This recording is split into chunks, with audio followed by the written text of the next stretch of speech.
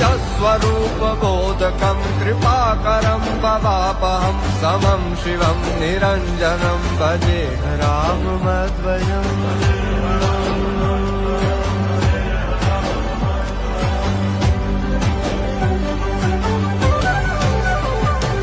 सह प्रपंच कल्पितं ह्यनाम रूप वास्तवं निराकृतिम्।